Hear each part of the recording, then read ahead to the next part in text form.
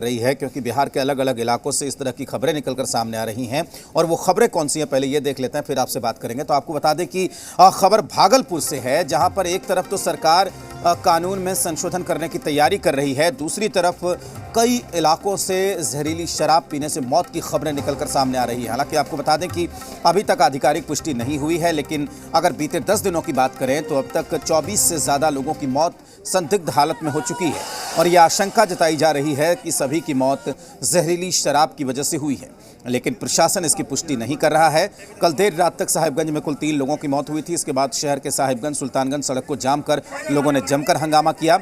जहरीली शराब पीने से साहिबगंज के कुल 3 लोगों की मौत हुई है। प्रशासन ने जहरीली शराब से मौत की पुष्टि नहीं की है, जबकि प्रशासन सामान्य मौत की बात कह रहा है।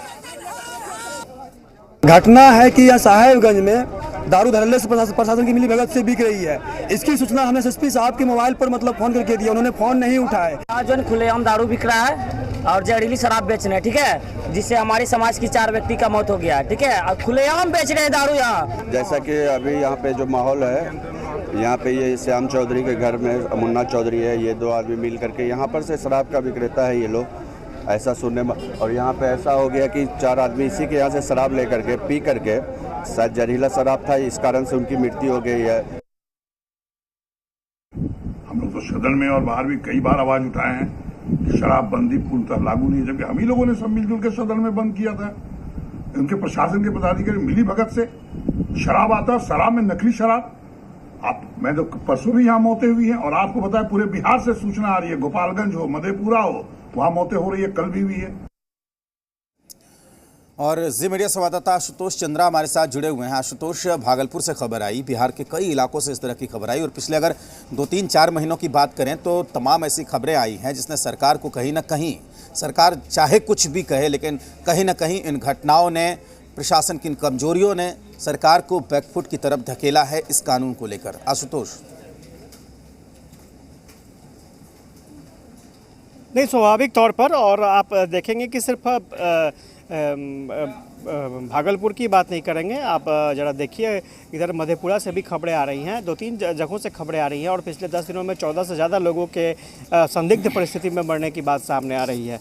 तो सवाल ये उठ रहे हैं कि आखिर जब शराबबंदी है तो फिर इस तरह की घटनाएं क्यों हो रही है। आपको याद होगा कि जो देसी शराब होते हैं उनके कारण बताया जा रहा है कि लोगों की मौत हो रही है। यही वजह है कि ये फैसला लिया विभाग के तरफ से लिया गया कि ड्रोन के ज़रिए जो भी दियारा के इलाके हैं या गंगा के किनारे जो टापू बने हुए हैं वहाँ पर लगातार रेड की गई, और ये कोशिश की गई कि होली से पहले कम से कम ऐसी परिस्थिति आए कि जितने भी अवैध शराब बन रहे हैं, जो देसी शराब के बारे में कहा जाता है, उन पर रोक लग सके। लेकिन नतीजा क्या है? नतीजा आपके सामने है कि अभी भी घटनाएँ हो रही हैं।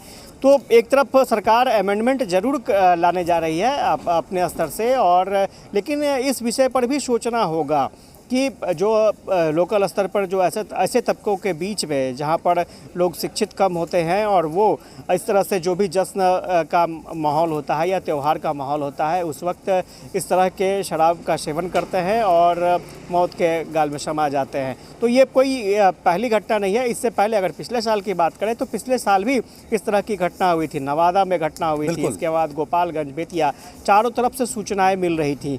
तो ये एक गंभीर मसला है, और सबसे बड़ी बात है कि आप संशोधन एक तरफ कर रहे हैं, लेकिन दूसरे तरफ आपको ये भी विचार करना पड़ेगा कि जो स्थानीय स्तर पर जो भी देसी शराब बन रहे हैं उनको किस तरह से रोका जाए या फिर लोगों को पीने से रोका जाए। ये एक बड़ी चुनौती सरकार के सामने है। जी।